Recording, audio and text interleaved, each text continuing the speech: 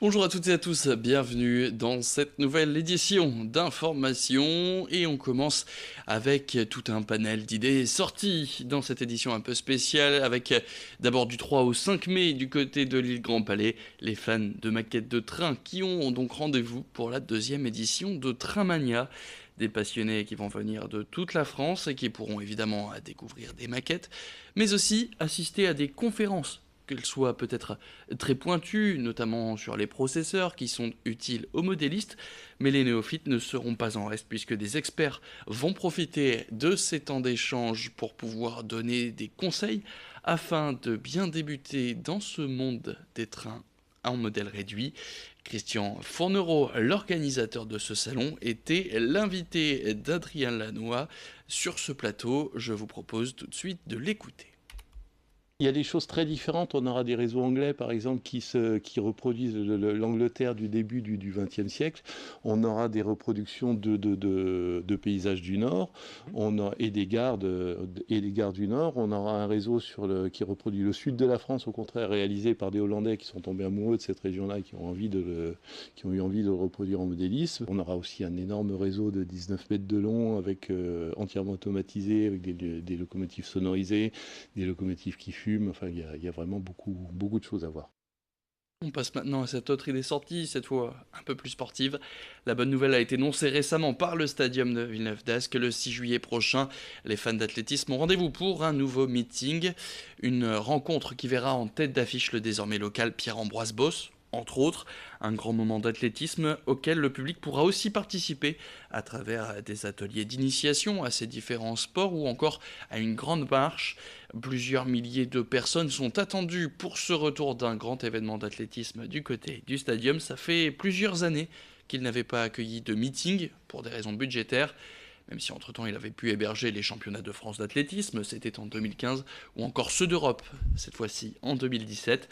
Sylvain Michel, directeur adjoint de la Ligue Hauts-de-France Athlétisme, répondait à nos questions. Ça fait longtemps parce que c'est pas forcément facile aujourd'hui d'organiser au niveau budget un grand meeting en province. Donc il faut les moyens et cette fois-ci la MEL nous donne les moyens de réussir ce bel événement. Donc ce sera notre gros partenaire aussi avec, on l'espère, le département du Nord et tous les acteurs locaux dont la ville de Villeneuve. Musique maintenant et le Beautiful Swamp Blues a lancé le week-end dernier la saison des festivals dans la région.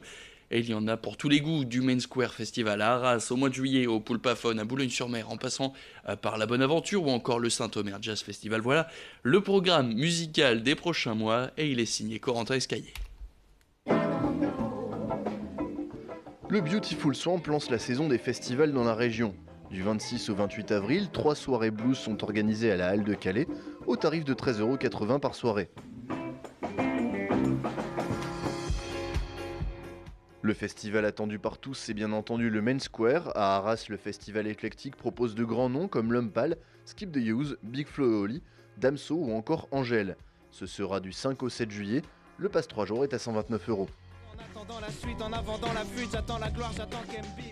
On le sait, on peut compter sur le festival de la Côte d'Opale pour animer la saison culturelle. Cette année, grosse programmation prévue pour plaire à tous les publics, du hip-hop avec Orelsan à la chanson française avec Bernard Lavillier, en passant par Marianne James, Cœur de Pirate et Yves Jamais. Rendez-vous du 15 au 22 juillet, entre 15 et 25 € la soirée. Jusqu'à maintenant, je vais même pas finir mon couplet.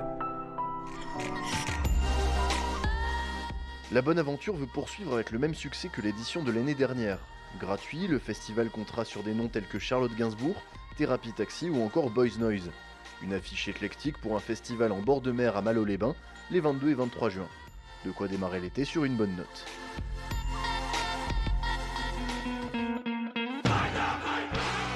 À la fin de l'été, c'est le traditionnel Poulpaphone qui nous fait oublier le blues de l'automne. 2 soirées au programme, les 27 et 28 septembre. Déjà annoncés, Deluxe, Saint, Balthazar et Joycey seront à l'affiche du festival organisé par la communauté d'agglomération du Boulonnais, avec d'autres noms à venir. Le tarif, 18 € la soirée, 26 € les 2 jours. Mais avant la fin de l'été, un détour par le Touquet Music Beach Festival s'impose. Avec sa programmation tournée vers l'électro et le hip-hop, le festival accueillait l'an dernier de grands noms du genre avec Martin Solveig et Caballero et Jean Jass. L'an dernier, la météo avait poussé l'organisation à annuler la première journée, mais il y a fort à parier que l'édition 2019, qui se tiendra les 23 et 24 août, saura être au niveau des attentes du public. Non loin de là, à Étaples, le Rock en Stock se tiendra du 2 au 4 août. L'an dernier, on pouvait y voir Bébé Brune, les Négresses Vertes ou encore Highlight Tribe. L'affiche n'est pas encore révélée pour cette année, mais il s'agit là d'un rendez-vous que les amateurs de rock ne voudront pas manquer.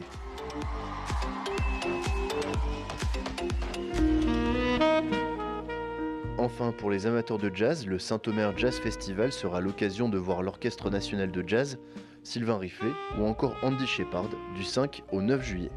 Et bonne nouvelle, c'est gratuit.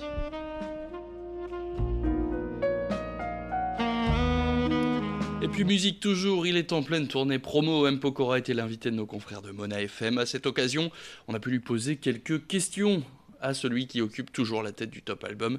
2 semaines après la sortie de Pyramide, son nouvel opus, M. Pokora, qui sera d'ailleurs au Zénith de Lille, ce sera les 19 et 20 décembre prochains, une salle qu'il connaît bien et dont il a gardé d'excellents souvenirs. Écoutez. La première fois où je suis monté sur une scène où j'ai vu plein de gens devant moi, c'était le Zénith de Lille. C'était avec les Link Up quand je venais de gagner le Popstar.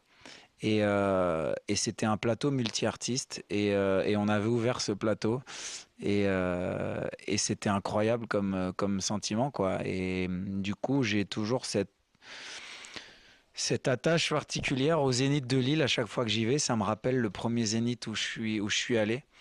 Et puis le public du Nord, à chaque fois, c'est 3, 4, 5 concerts par tournée ici. Que ce soit à Lille, que ce soit à Douai, etc. C'est vrai que j'ai toujours été super bien accueilli ici. Toujours une belle ambiance, les gens sont euphoriques.